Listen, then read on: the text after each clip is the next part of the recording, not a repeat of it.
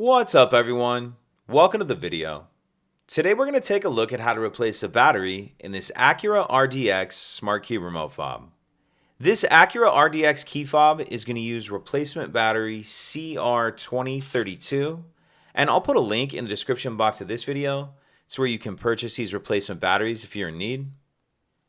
The first thing we're going to do in order to change the key fob battery is remove the emergency key that's in the bottom of the key fob. That's done by pressing this release here that my thumb's on, and the emergency key will pull out like that.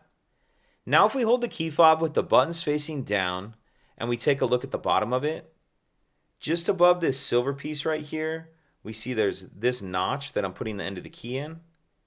What I'm going to do is put my key all the way in that notch, and then I'm just going to pry up. And as I do that, you can see it pops this back cover up. Go ahead and pull that back cover off, and then we see our battery right here. And I'm going to use my key in this notch right here to get under the edge of the battery and pop it out of that holder. Once we have the old battery out, we'll grab our new battery, and you want to make sure that you're installing your new battery with the plus side up. And I'm going to kind of tuck this edge in first like that, and then snap it down into place. Then I'm going to grab the back cover, and if you notice this back cover, this side's kind of curved, and this side here is straight. On the straight side, there's that little bit of a tab. And what I'm going to do is tuck that tab in first. So I'm going to slide it up there like that and then snap it down into place. Slide the emergency key back in, and that's it.